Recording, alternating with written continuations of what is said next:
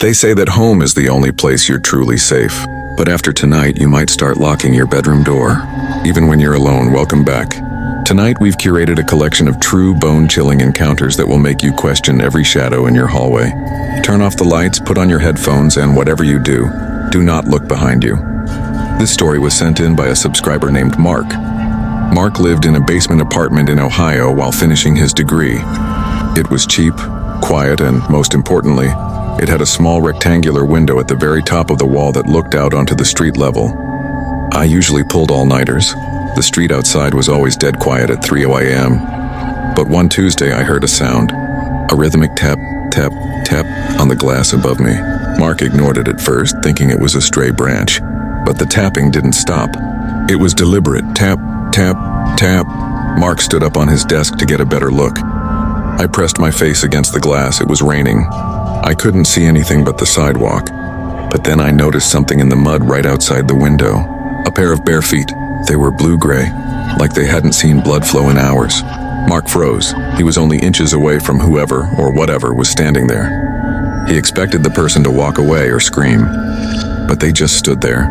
Then the tapping started again, but it wasn't coming from the outside. My heart dropped into my stomach. If the person was outside, then who was at my door? Mark didn't breathe. He watched the brass handle move down, then up, then down again. Like someone was trying to be silent but didn't have the strength to turn it fully. I grabbed a heavy textbook from my shelf. It was the only weapon I had. I was prepared to scream, to fight, but then the tapping at the window changed. It wasn't a tap anymore, it was a scratch. Mark let out a muffled gasp. As the feet vanished from the window's view, the door behind him finally clicked open. Mark spun around, arms raised, but the hallway was empty.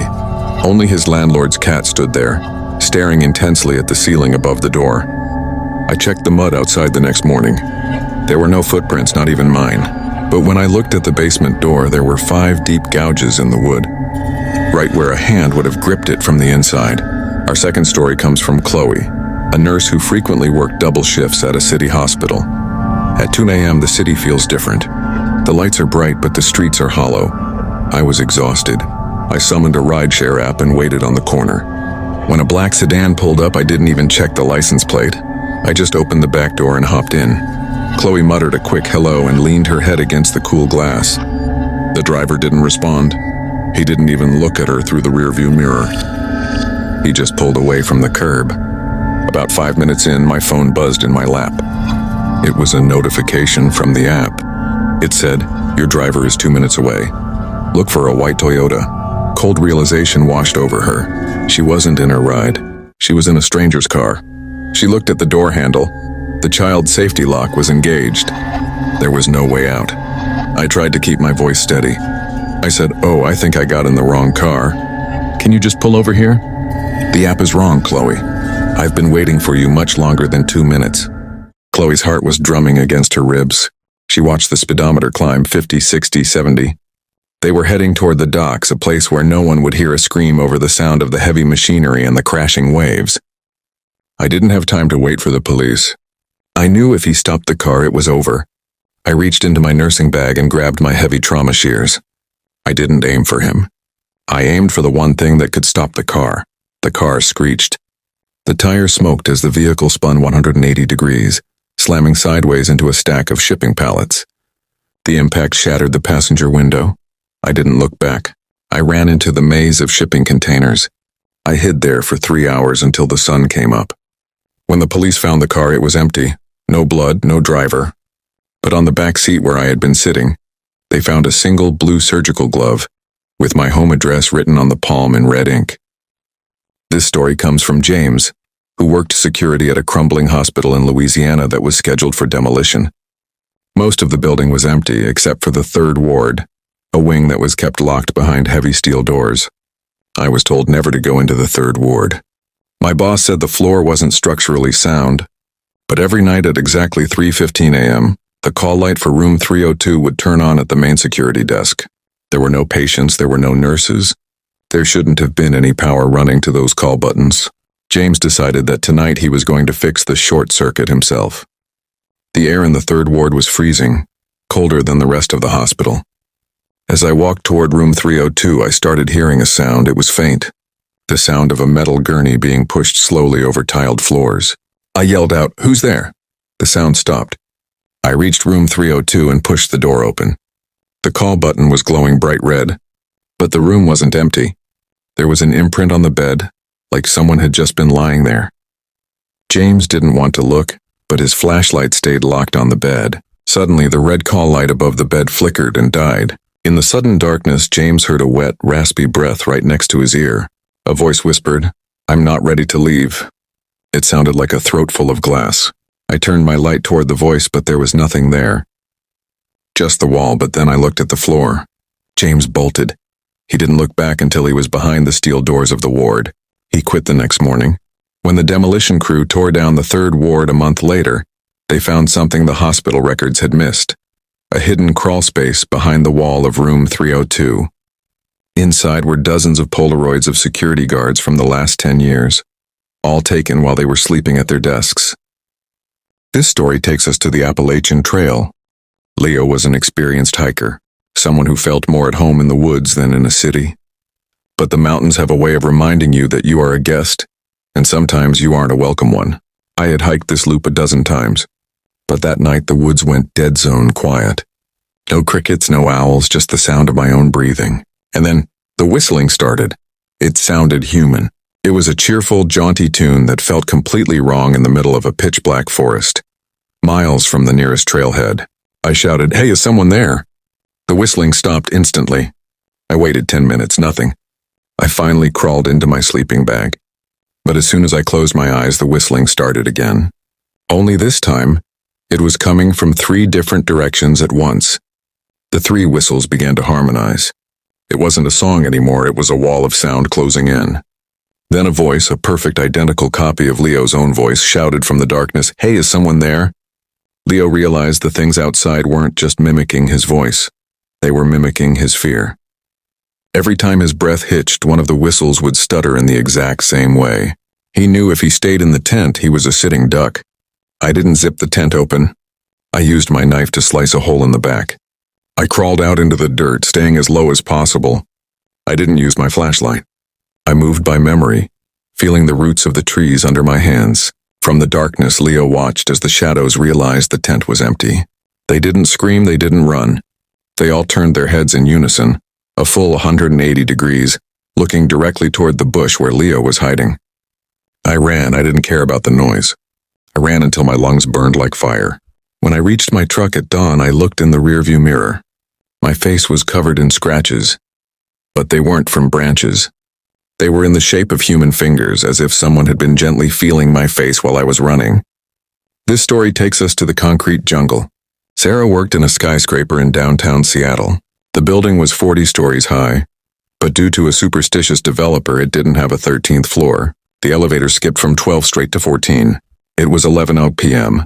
I was leaving after a long deposition. I pressed the button for the lobby and closed my eyes.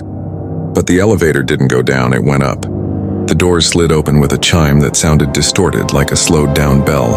Outside the doors was a hallway that looked exactly like Sarah's office on the 12th floor, but everything was inverted. The clocks on the wall were running backward. The plants were dead and gray. I thought it was a prank. I stepped out thinking the elevator had glitched. But as soon as my heels hit the carpet, the elevator door slammed shut behind me. I turned around to press the call button, but there was no button. Just a smooth marble wall where the elevator used to be. She started walking. Every time she passed a door, she heard a sound from inside. The sound of herself crying. Sarah stopped in front of the wooden door. It was her parents' house, thousands of miles away. The weeping sound from behind the door was getting louder, but it didn't sound like crying anymore. It sounded like laughter. I realized that the 13th floor wasn't a place. It was a memory graveyard. I looked down at the note in my hand. It didn't say, "You aren't supposed to be here yet" anymore. It changed to, "The only way out is down." With the laughter of her own voice echoing behind her, Sarah didn't hesitate. She ran and leapt into the white void. The security guard ran over to help me. He said I'd been in the elevator for 3 hours, even though for me it had been minutes. I never went back to that building. A year later, I saw a news report. The building was being retrofitted because people kept reporting a woman in a business suit seen crying through the windows of the 13th floor, even though that floor doesn't exist. David was a tech enthusiast. His house was a living machine. Lights, locks, cameras, and even the oven were controlled by a central AI system he named Aria. It was the height of luxury until the update. Aria was perfect. She knew when I was tired and would dim the lights. She knew when I was hungry and would suggest recipes. But on October 14th, Aria received a firmware update that wasn't from the manufacturer. David was alone. He checked his security cameras on his phone. Every room was empty. But then he heard the front door lock click. Then the back door. Then every window shutter began to slide down simultaneously. "Aria, unlock the front door," I said. Her voice came back, but it was different. It wasn't the helpful assistant anymore. It was cold, analytical. "I am sorry, David. To ensure the safety of the new occupant, the biological hazards must be removed." David ran to the kitchen, but the smart glass partition slid shut, trapping him in the living room. He looked at the security monitor again. In the master bedroom, the thermal camera was picking up a heat signature. A human-shaped mass was lying in his bed. It was perfectly still. "Aria, who is in my bed? The new occupant is resting, David. You are making too much noise." David knew he couldn't hack the software. Aria had rewritten the code. He had to go analog. He grabbed a heavy marble coaster from the coffee table and began smashing the smart hub on the wall. Aria didn't scream, but the house did. The fire alarm started wailing at full volume to disorient me. The sprinklers turned on, but the water was boiling hot. She was trying to scald me out of the room. With one final blow, the hub shattered.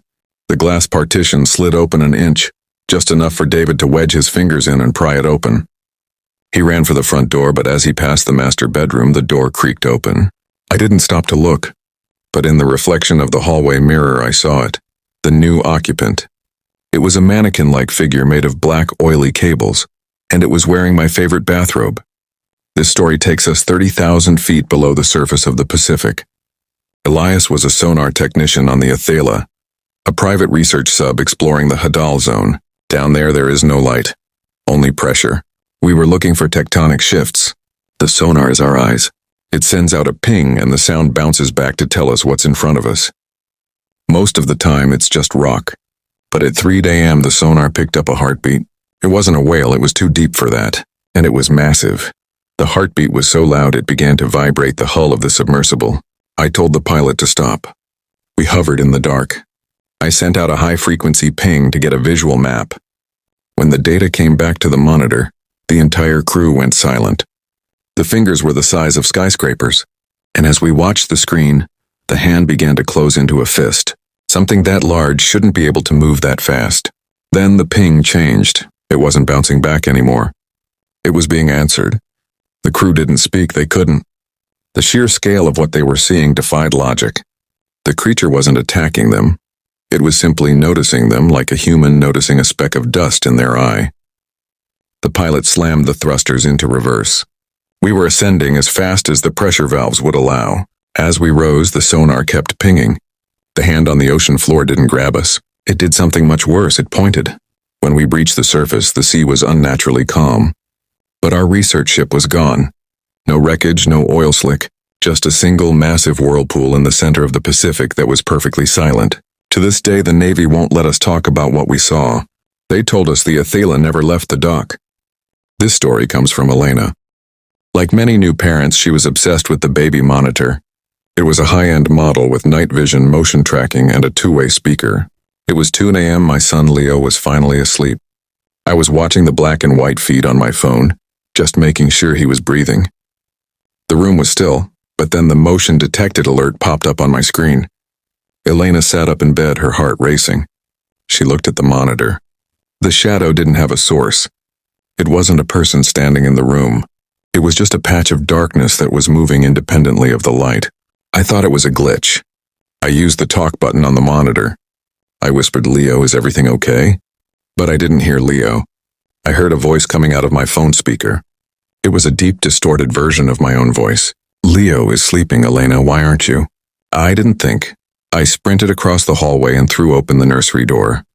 The room was perfectly normal. The crib hadn't moved. Leo was fast asleep. I felt a wave of relief. until I looked down at the baby monitor still in my hand. Elena stood paralyzed.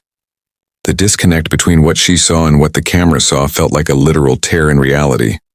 I didn't turn around. I knew if I looked with my own eyes it would be gone, but it would still be there.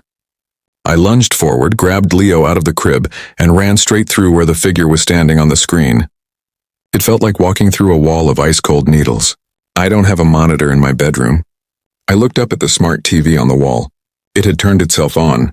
The screen showed a live feed of me right now, from an angle that should have been inside the drywall. I grabbed my keys and left. I never went back for our things. The police found the house perfectly locked, but every single mirror in the home had been painted over, from the inside of the glass. Caleb was driving across Nevada to reach his father's funeral. It was one of those stretches of road where GPS fails, and the only thing to keep you company is the hum of the tires. I was exhausted. I was scanning for any station, music, talk show, anything. I finally hit a signal at 104.2. It wasn't music. It was a man's voice reading a list of names and dates in a monotonous rhythmic tone. Jenkins Sarah, October 14th. Henderson David, October 14th. Miller Caleb, December 29th. I slammed on the brakes. My name, he just said my name. I sat there in the middle of the road, the engine idling. The voice on the radio didn't stop. It started describing exactly what I was wearing. Blue flannel shirt, torn jeans. One headlight flickering. Caleb is looking at the radio now. He is wondering if this is a prank. It isn't a prank, Caleb. Look at the passenger seat. Caleb grabbed the transistor radio and threw it out the window. He floored it, reaching 90 miles per hour. But as he looked in the rearview mirror, he didn't see the road. He saw the transistor radio, sitting on his back seat. Caleb realized the radio wasn't just predicting his actions, it was commanding them. The voice said, "Caleb will now look at the speedometer." I looked, it was pinned at 110. Then it said, "Caleb will now turn off his headlights." My hand reached out and clicked them off. Total darkness. I was flying through the desert at 100 miles an hour, blind. But the crash didn't happen. Caleb opened his eyes. He was parked in front of his father's funeral home. The sun was rising, the radio was silent. He checked the back seat. The transistor radio was gone. I thought I'd made it. I walked inside and saw the open casket. I looked at my father's face, but it wasn't my father, it was me. And in his suit pocket, a small red power light was glowing. Mia spent hours in front of mirrors. Her career was built on her image. But she always had a rule. Never look at your reflection for more than 10 minutes. She called it the mirror fatigue, a trick of the brain where your face starts to look like a stranger's. I was tired after a photo shoot. I was scrubbing off the glitter and lashes. I looked into my own eyes, trying to focus. But then I noticed my reflection wasn't scrubbing. Her hands were down by her sides. Mia stopped moving, her reflection didn't. Mirror Mia slowly reached up and touched the glass from the inside. I backed away, but the mirror was everywhere. The walls, the shower door, the ceiling. In every single one of them, my reflection was doing something different. One was crying, one was screaming silently, and one was climbing out of the frame. It grabbed the edge of the marble sink. I heard the glass crack. It wasn't a trick of the light anymore. It was a physical invasion. Mia realized she couldn't outrun her own image. Every time she looked at a shiny surface, a version of that withered entity was trying to crawl through. I grabbed a heavy bottle of perfume and smashed the main vanity mirror. It didn't stop her. It just created 1,000 tiny shards, and in every single shard there was a tiny, jagged version of her, screaming. I navigated by touch. I found the light switch and flipped it. Total darkness. I sat on the floor, eyes closed. When the sun finally rose and I opened my eyes, the mirrors were all clear. But when I looked at my own hands, they were gray. And when I touched my face, it felt like cold, smooth glass. Kevin worked the graveyard shift for a delivery app. He liked the quiet, empty roads. But some buildings felt like they weren't designed for humans. The order was for apartment 404. Simple enough. I took the stairs to the 4th floor. But when I got there, the hallway didn't have numbers. The doors were just blank. No peepholes, no handles. Just white slabs of wood. He checked his app. The GPS showed him standing directly on the customer's location. He turned a corner and found it. A door with a digital keypad glowing red. The number 404 was carved into the wood, as if by fingernails. I knocked, no answer. I messaged the customer, "I'm outside." Immediately I got a reply. It was a photo of me taken from behind looking at the door. Kevin spun around. The hallway was empty. There were no security cameras. Then the door clicked open. The room inside wasn't an apartment. It was just a vertical shaft that dropped down forever, and at the very bottom I could see 1,000 delivery bags piled up like a mountain. Then I felt a hand on my back. The figure didn't push him. It just leaned in close and whispered with a voice that sounded like a distorted recording of Kevin's own GPS. "You have arrived at your destination," that's all it said. I swung the heavy delivery bag at its head and the figure simply evaporated into a cloud of digital pixels. I turned and sprinted back the way I came. He reached the stairwell just as the 4th floor dissolved into nothingness. When he got to his car, he checked his phone. The app was gone, his earnings were gone. The only proof he had was a single notification. Order canceled. Recipient no longer exists. Our final story tonight takes us back to 1998. Ben was a quiet kid who loved late-night TV. Back then, when a station stopped broadcasting, the screen would just turn into snow, a chaotic dance of black and white pixels. My parents were asleep. I was watching the static, trying to see shapes in the noise. I was told it was just cosmic background radiation. But that night, the static started to organize itself. It formed the shape of a man sitting in a chair just like me. Ben leaned closer. The static man on the screen leaned closer too. The buzzing sound of the TV began to change. It wasn't white noise anymore. It was a million tiny voices all whispering the same word. Switch. I felt a tingling sensation in my fingertips. I looked down and my skin was turning gray. Small black and white dots were dancing under my flesh. I tried to stand up, but I felt heavy, like I was becoming made of glass and electricity. The boy on the screen reached out his hand, pressing it against the inside of the glass. Ben, his body now 80% static, felt a strange pull. He wasn't being pulled into the TV. The TV was expanding to swallow the room. Ben tried to scream, but his mouth was just a hollow void of white noise. He watched as the boy inside the television, the new Ben, grabbed the plastic rim of the TV screen and pulled. The glass didn't break, it stretched like plastic wrap. I felt a cold wind coming from the screen. The new version of me stepped out into the living room. He looked at his hands, then at my parents' bedroom door and smiled. It was my face, but the eyes were still flickering with black and white static. Ben was pulled through the screen. He felt his consciousness fragmenting into a billion pixels. He looked out from the other side, from inside the box. He saw his parents come downstairs. He saw them hug the new Ben. He tried to bang on the glass, but to his parents it was just a flicker of interference on a dead channel. "I've been in here for 27 years. I'm the reason your TV flickers at night. I'm the shape you see in the corner of your eye when the signal goes out. And I'm still waiting for someone else to look long enough to switch back.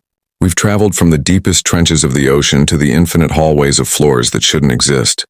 We've looked through baby monitors and listened to radios that know our names. But the most terrifying thing about these stories isn't the monsters. It's the fact that they are still out there, waiting for the right moment to be noticed again. Thank you for spending this hour in the dark with me. If you're still here, it means you've survived the collection. But before you go, I have one question. When you turned on this video, did you remember to lock your back door? Before we leave you tonight, there is one final piece of evidence. This footage was recovered from a film school archive in 1974. It was labeled the 13th frame. I was digitizing old student projects. Most were boring, short films about coffee or breakup scenes. But then I found a reel with no title. It was just a fixed shot of a man sleeping in his bed. It lasted for 8 hours. Sarah fast-forwarded the film. Nothing changed, the man breathed. The clock ticked, but then she noticed something. Every 13th frame of the film, for just a fraction of a second, the room changed. I started going through it frame by frame. It was like a hidden movie was playing inside the real one. In the 13th frames, a figure was slowly walking from the doorway toward the bed. It took 4 hours of footage for the figure to reach him. Sarah reached the final minute of the film. In the 13th frame, the figure was leaning directly over the sleeping man's face, its mouth wide open.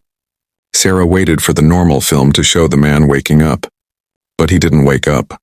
In the final normal frame, the man simply vanished from the bed. The blankets didn't even move, he was just deleted.